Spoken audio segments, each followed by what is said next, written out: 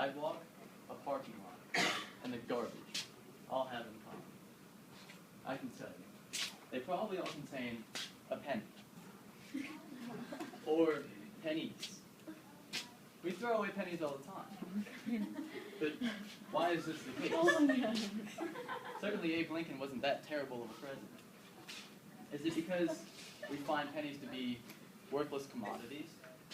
Or is it because of the penny's abundance in our economy? When we look at the facts, and when we look at the figures, you'll find that the pennies become more than just the worthless extra that fills our pockets and our streets. It has become a burden to our government and its citizens, and in more ways than you can think.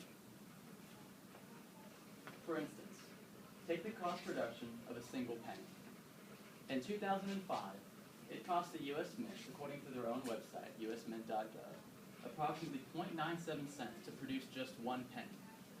If that's not enough, by 2012, that price had risen from 0.97 cents to 2.41 cents. So essentially, the United States is paying more than twice the monetary value of 1 penny just to produce 1 penny. Now, zinc and copper aren't necessarily expensive elements. Those are the two that are used to create a penny. Of course, it's a zinc with a copper coating on top. They're not expensive compared to, say, gold or platinum, but there is much precision required in creating pennies themselves. Each cut that the machine makes has to be precise, and it has to be redundant, it has to be repetitive. Of course, every penny has to look the same. If they did not look the same, it would be easily counterfeited. The machines used to create the coins, by the way, are a pretty penny as well. Now let's jump back to 1929, when, in that year, 277 million pennies were produced. When the Great Depression began to sour that lucrative decade, people all around the country began scrapping their pockets for any loose change just to pay for things like bread, water, basically necessities, because their crops were failing.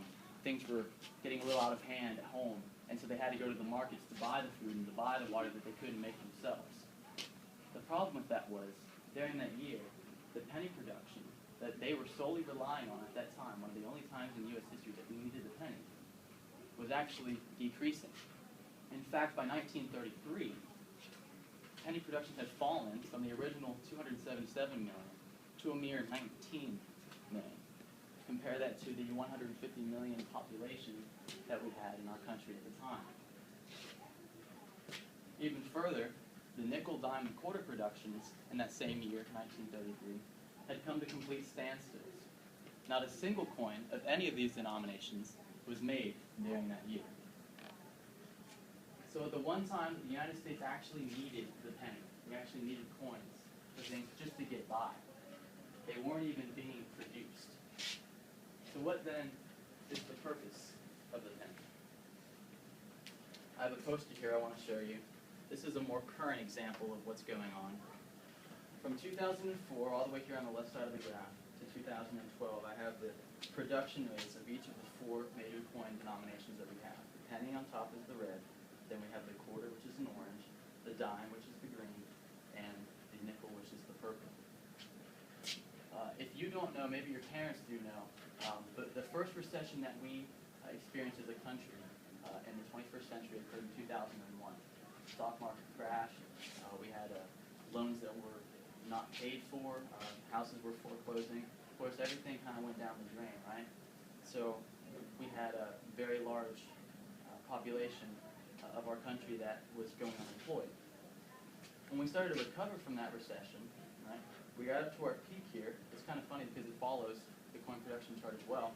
At about 2006, 2007, and it started slipping down. And by 2008, we had hit a second recession, so the economists would call it.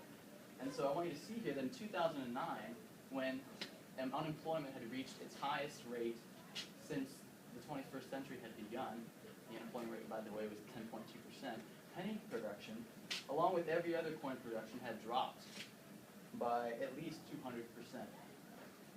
So, in a more modern sense, a more modern example, when we need pennies, when we need quarters, dimes, and nickels, when we can't use credit cards because we can't afford them, or we can't afford the interest on them, or to pay them off in time, we don't even have the coins available to use to buy those things that we might need.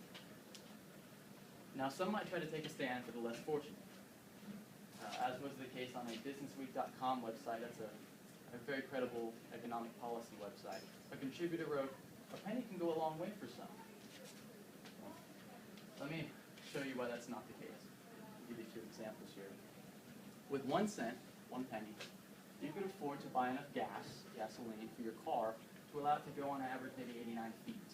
For those of you who have trucks or big gas hog V8s, you probably won't even get half that distance. Another example, if you want to buy gold with 1 penny, the amount of gold you would receive from that 1 coin would be so minute, you would actually need a microscope to see it.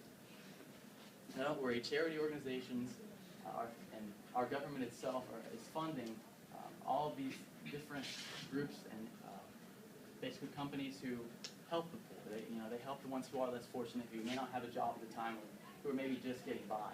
So we have aid, we have things that are helping them, but we can't keep the penny for them when the penny is nothing compared to the hundreds of millions that are invested by our own government to help them out. Now, for those of us who, by the grace of God, are not so unfortunate, penny stocks might like day. They probably mean more to us in terms of luck than they do in monetary value. And we actually find excuses to get rid of pennies. Fountains are probably the most popular of all the penny receptacles. If you visit Disney's It's a Small World, that place is literally filled with them. Just look down into the pools. So what I'm trying to get at here is that unless you're wishing for luck, or if you're just trying to maybe weigh a piece of paper down, you're probably going to more likely add to the penny cemetery that would be every street in this country. So if the U.S. halted their penny production, as was the case with every other coin in the year 1933, today our country would save every year more than $130 million. $130 million. That's a lot of money. To sacrifice a coin that we don't even use, that we find more on the ground than we do in our pockets and in our wallets. Canada has seemed to understand this logic. They find it sound. They've actually, according to Time magazine, have already filed to stop their penny production altogether. They have a law that's about to be passed, that's about to go into effect this year actually, that will halt their penny production permanently. Their penny only cost 1.87 cents to make, and they felt like that was enough. That was it. We're going to draw the line here. We're at 2.41 cents, and we still can't find the sense to stop producing pennies. But why should we, a country who claims to be the most powerful and influential in the world, resist such fundamental logic? We can save so much money by stopping producing a penny that we really don't even use. I think that that's something that we really need to rely on. I actually have a penny here, and I want to give an example out of it. I've given Mia a penny. Now I have a task for you, Mia. I want you to make something out of that penny. Find a way to spend it, include it in whatever total sale that from whatever you buy. Just find a purpose for that penny. All right? Give it a reason to exist. Let me know how that goes.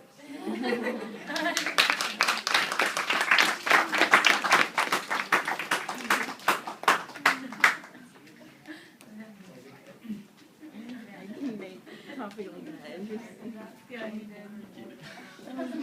No, literally, find a reason for it. No, seriously, No, keep it up. seriously.